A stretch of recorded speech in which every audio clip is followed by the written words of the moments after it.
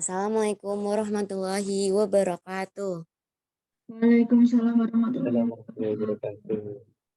Selamat pagi teman-teman. Pagi. Pagi. Ini saya Diska Cahya sebagai moderator ingin mempresentasikan hasil observasi dari teman-teman semuanya di Taman Sari.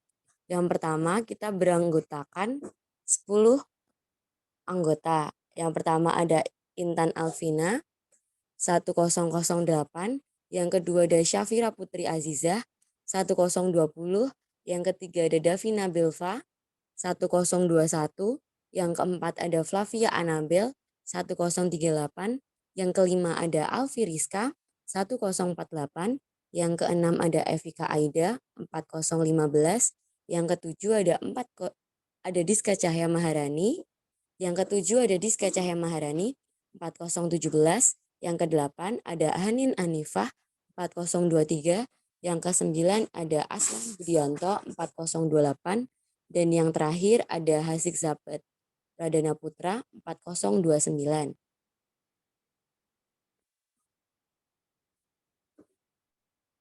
Topik pembahasannya, yang pertama ada filosofi Taman Sari, yang kedua ada Gapura Panggung, yang ketiga ada Umbul Pamuncar dan Binangun, yang keempat ada Umbul Panguras, dan yang kelima ada Peristirahatan Sultan, yang keenam ada Ruang Rias Istri Sultan, yang ketujuh Gapura Hageng, yang kedelapan ada Sumur Gemuling, yang kesembilan ada Pulau Kenanga, 10 Urung-Urung, dan yang terakhir ada Pulau Panembung.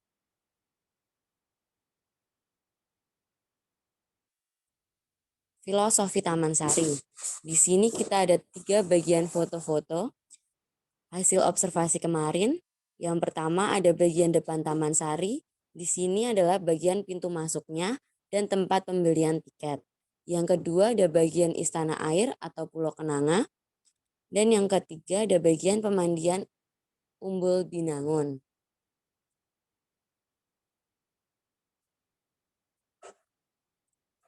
Filosofi Taman Sari. Sejarah Taman Sari Yogyakarta berawal dari pecahnya Kerajaan Mataram menjadi 2 kesultanan, yaitu Kesultanan Surakarta dan Kesultanan Yogyakarta melalui Perjanjian Giyanti pada bulan Februari tahun 1755. Perjanjian tersebut telah memecahkan sebuah kerajaan besar yang pada akhirnya menjadi 2 kesultanan kecil. Disinilah yang menjadi titik awal mula berdirinya kedua kesultanan besar di Jawa Tengah.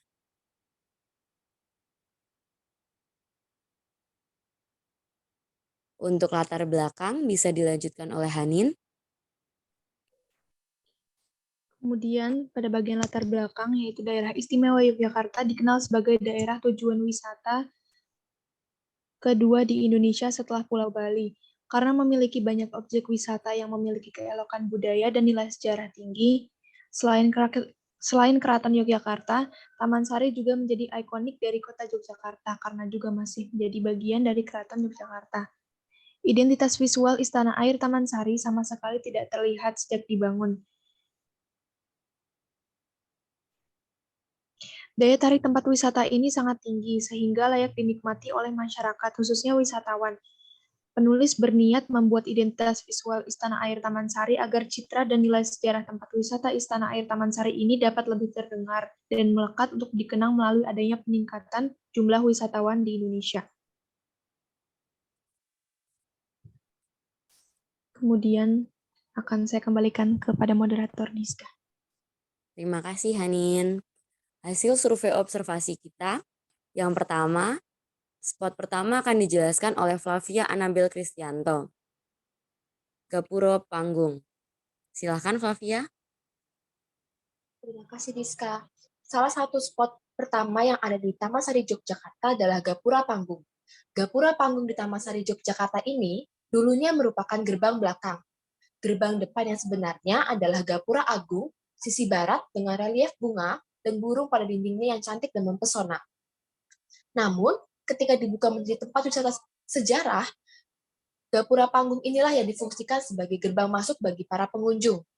Gapura Panggung merupakan salah satu pintu utama di Taman Sari dari sisi timur.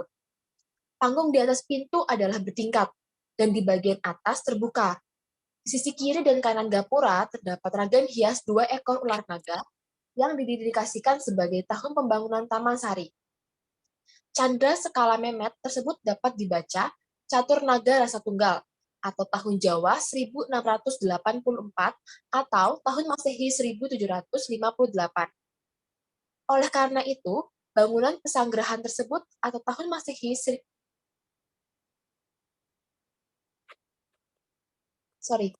Oleh karena itu, bangunan pesanggerahan tersebut dibangun oleh Sri Sultan Hamengkubuwono I pada tahun 1755 hingga 1792. Gapura tersebut untuk menghubungkan halaman timur dengan halaman segi 8 atau gedung sekawan. Spot selanjutnya akan dilanjutkan oleh teman saya. Terima kasih Flavia. Spot yang kedua akan dijelaskan oleh Intan Alvina Juliana, bagian pemandian. Baik, Diska, terima kasih. Di sini saya akan menjelaskan bagian Taman Sari, yaitu Umbul Pamuncar dan Umbul Binangun. Taman Sari yang digunakan sebagai tempat rekreasi keluarga Sultan pada zaman dahulu, salah satunya adalah tempat pemandian. Dibangun Kaisaran 1766. Pemandian yang dimaksud di sini adalah pemandian yang sifatnya hanya untuk bersenang-senang oleh keluarga raja. Pada zaman dahulu, pemandian ini berfungsi untuk berendam, bukan untuk membersihkan badan. Pemandian ini dibuat oleh Kerajaan Sultan Hamengkubuwono II di bawah permukaan tanah dengan kedalaman 1,2 cm.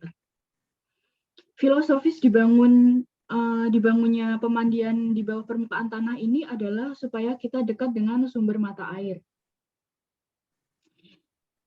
Dan di situ ada simbol kepala naga yang berfungsi sebagai mengatur level permukaan air. Artinya mulut naga adalah sebagai pengontrol. Terdapat 3 pemandian di Taman Sari, tetapi saya hanya akan membahas 2 pemandian saja karena sisanya akan dibahas oleh teman saya Evika. Oke, selanjutnya pemandian yang paling kanan adalah khusus untuk para putra-putri Sultan yang masih anak-anak atau bisa disebut dengan Umbul Amuncar. Yang kedua, sebelah kiri digunakan untuk tempat berendamnya para putra-putri Sultan yang sudah menginjak dewasa, akan tetapi belum menikah. Nah, pemandian tersebut disebut dengan Umbul Binangun.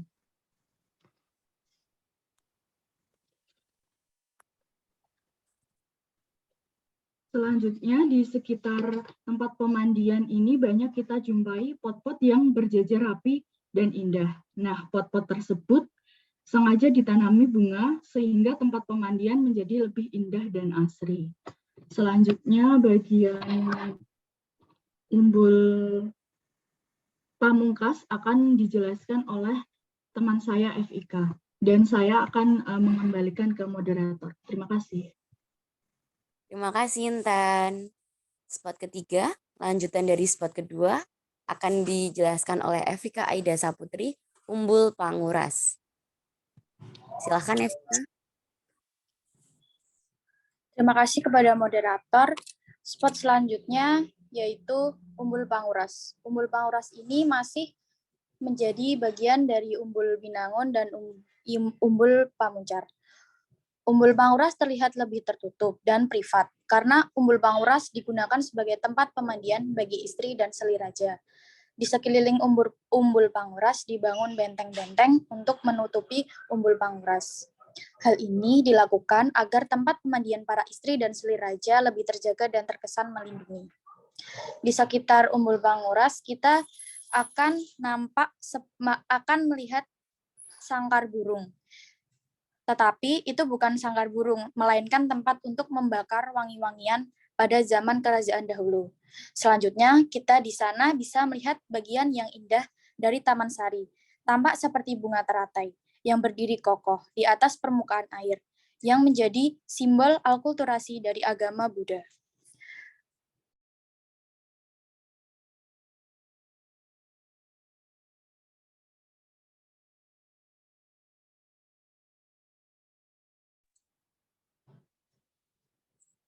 Selanjutnya saya akan kembalikan kepada moderator. Terima kasih Evika. Spot keempat akan dijelaskan oleh Aslam Budianto, bagian peristirahatan Sultan. Silahkan Aslam.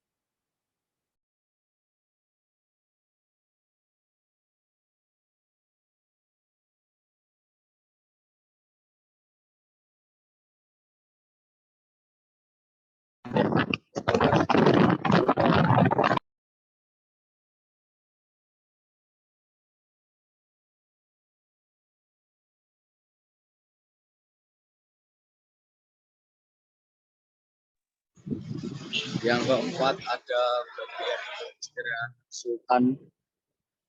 Di situ ada bagian-bagiannya. Sebelum masuk ke peristirahatan ada sebuah pintu yang sangat pendek. Itu kita diajarkan untuk etikanya sopan santun, rendah hati. Di situ ada untuk tidur, ada dupa untuk wangi-wangian, dan jendela kecil untuk melihat istri-istrinya mandi. Sekian, terima kasih. Terima kasih Aslam atas penjelasan pada spot keempat.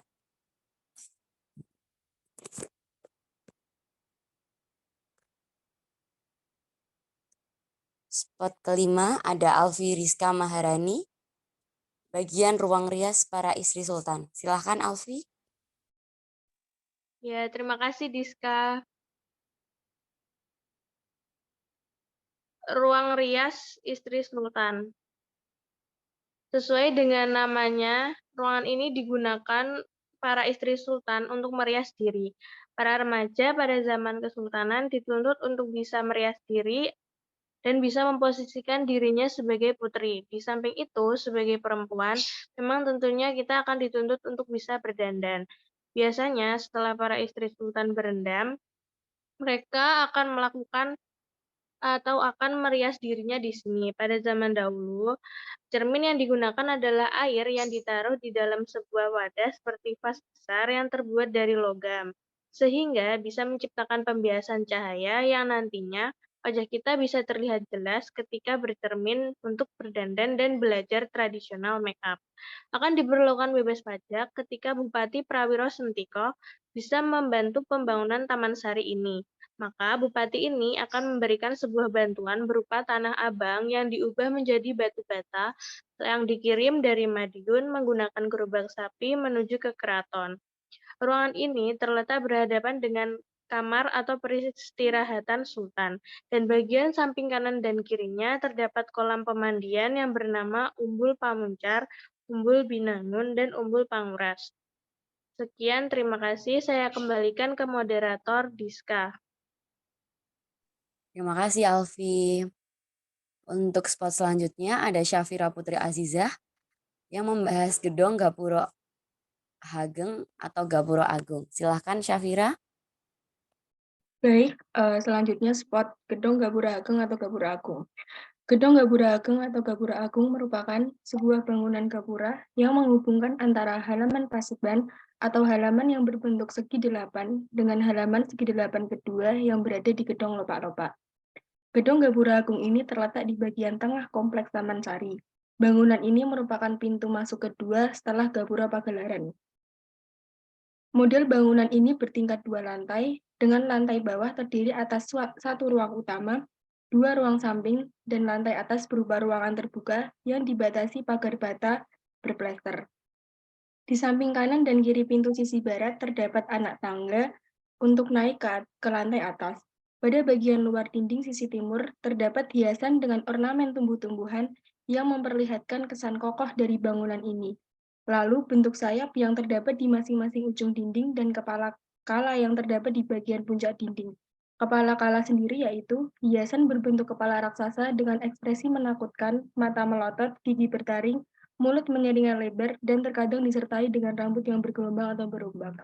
Sekian, saya kembalikan kembali ke moderator. Terima kasih Syafira atas penjelasannya.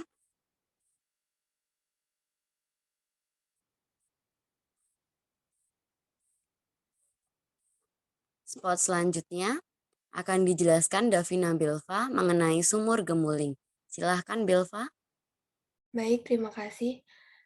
Sumur Gemuling merupakan sekitar 200 tahun yang lalu, Sumur Gemuling merupakan masjid yang digunakan oleh para raja yang ada di Yogyakarta. Sumur Gemuling yang masih satu kompleks dengan Istana Air Taman Sari ini adalah salah satu bangunan yang tersisa karena sebelumnya Taman Sari pernah roboh pada tahun 1867. Sumur Gemuling merupakan arsitektur Jawa dan Portugis, serta merupakan teater melingkar dengan telaga buatan yang ada di tengah. Selain itu, terdapat beberapa tangga yang ada pada bagian tengah atau kubahnya. Bangunan ini dahulunya merupakan sebuah masjid berada di tengah danau atau air yang digunakan para raja Yogyakarta untuk beribadah. Yang menarik dari bangunan ini adalah filosofi di balik desainnya, yaitu terdapat satu pintu yang digunakan sebagai pintu masuk. Pintu masuk ini menunjukkan bahwa manusia yang terbuat dari tanah nantinya akan kembali ke tanah juga. Masjid kuno ini tidak membutuhkan pengeras suara karena atapnya yang bulat dapat membuat suara imam tetap terdengar. Ada 2 lantai pada bangunan masjid ini, yang mana bagian atas untuk jamaah laki-laki, sedangkan yang bawah untuk jamaah perempuan. Hal unik lainnya adalah terdapat 4 tangga yang mengarah sebuah putaran kecil. Selain itu, terdapat juga satu tangga yang mengarah ke bangunan lantai 2. Tangga-tangga ini melambangkan rukun Islam dengan satu tangga tersebut mewakili rukun Islam yang kelima, yaitu ibadah haji bagi yang mampu. Terima kasih, saya kembalikan ke moderator. Terima kasih Belva. Untuk selanjutnya bagian Pulau Kenanga akan saya jelaskan. Sejarah Pulau Kenanga. Pulau Kenanga mempunyai nama lain yaitu Istana Air. Istana Air ini merupakan sebuah bangunan atau daratan yang terletak di tengah danau. Dulunya bangunan ini dikelilingi oleh pohon kenanga dengan maksud dan tujuan agar seseorang yang berada di ruangan ini nanti saat keluar bisa membawa wangi kenanga keluar, sehingga dapat membawa wisatawan untuk berkunjung ke Taman Sari. Banyak wisatawan, khususnya orang Eropa, menggambarkan bangunan ini seperti kastil yang terletak di tengah danau seperti di Eropa pada umumnya. Maka orang-orang domestik menyebut bangunan ini menggunakan istilah Istana Air. Selain itu, Pulau Kenanga merupakan sebuah pulau yang ada di tengah danau buatan kompleks Taman Sari. Dahulu, raja beserta keluarga raja saat ingin pergi ke Istana Air bisa menggunakan perahu. Di sini juga terdapat gedung bernama Gedong Kenongo, yaitu bagian yang dulunya merupakan tempat tertinggi di Keraton Yogyakarta sehingga memungkinkan untuk melihat wilayah keraton secara keseluruhan. Sekitarnya terdapat ventilasi udara untuk terowongan bawah tanah yang dapat digunakan jika akan melarikan diri dari musuh. Saat berada di atas, kita bisa melihat di bagian utara terdapat Gunung Merapi dan di bagian selatan terdapat Parangtritis. Namun, dikarenakan kondisi bangunan yang sudah rawan akibat gempa 2006, maka untuk saat ini wisatawan dilarang untuk naik ke atas. Selain itu, fungsi dari Pulau Kenanga ini adalah tempat pesta keluarga raja, tempat peristirahatan keluarga raja, dan tempat perjamuan raja. Untuk spot selanjutnya,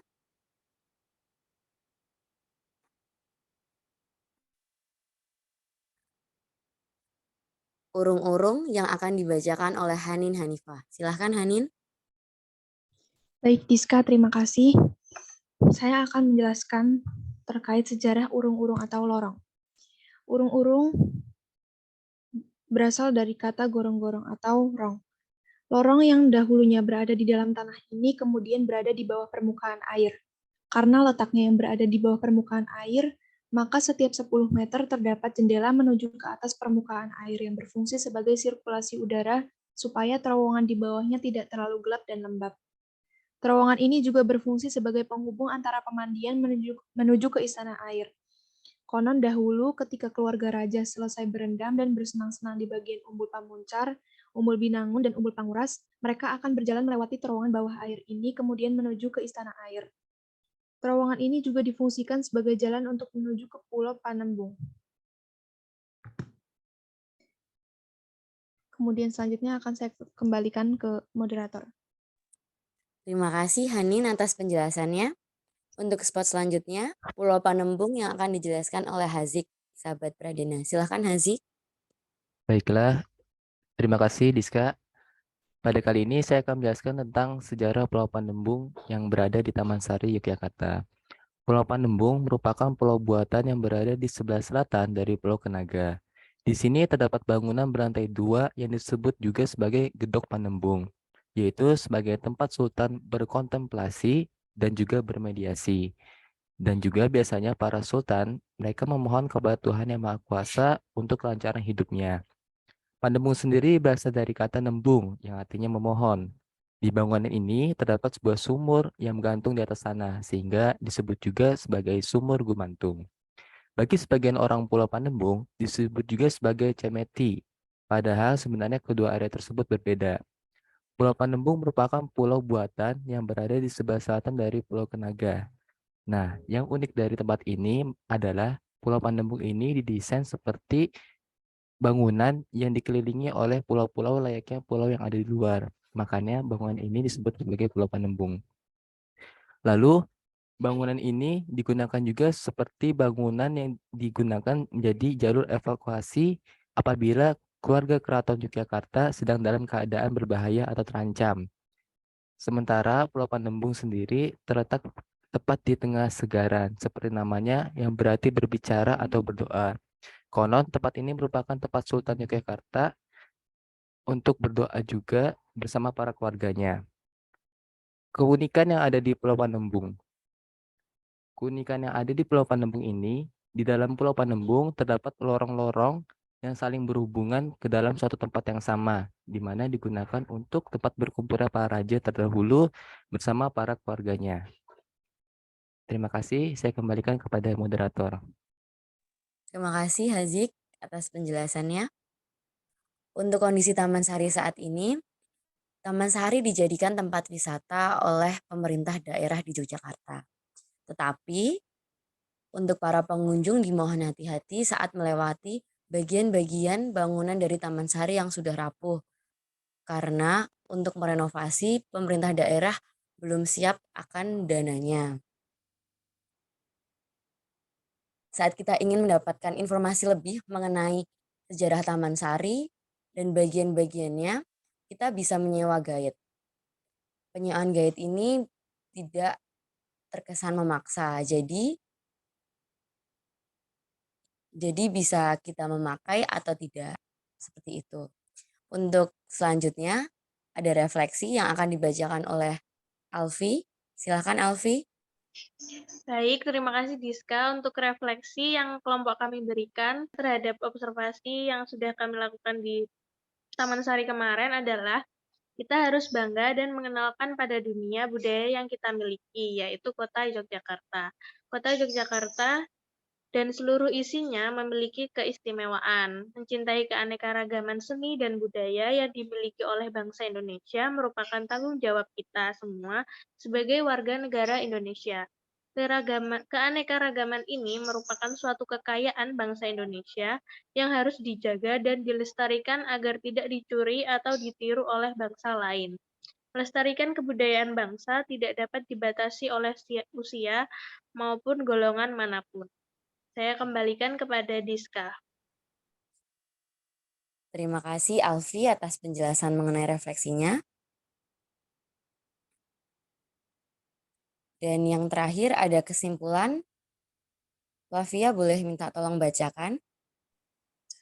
Baik, terima kasih. Kesimpulan yang dapat kita simpulkan dari hasil observasi kelompok 1 adalah Taman Sari adalah warisan budaya dari Kota Yogyakarta dan juga termasuk bangunan bersejarah yang sudah berdiri sejak zaman Sri Sultan Hamengkubuwono I memimpin. Kemudian, kini sudah menjadi tempat wisata yang sangat disarankan untuk dikunjungi oleh siapapun, termasuk wisatawan dalam maupun luar negeri. Dan tentu sudah seharusnya kita sebagai penerus bangsa harus mengenalkan keragaman yang dimiliki Indonesia dan melestarikannya. Saya kembalikan ke moderator Diska. Terima kasih.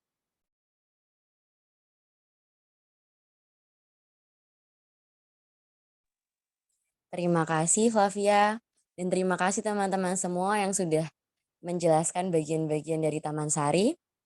Saya Diska Cahaya Maharani sebagai moderator. Berterima kasih atas perhatiannya semua. Sekian dari kelompok kami. Wassalamualaikum warahmatullahi wabarakatuh. Waalaikumsalam warahmatullahi wabarakatuh. Terima kasih, Diska. Terima kasih.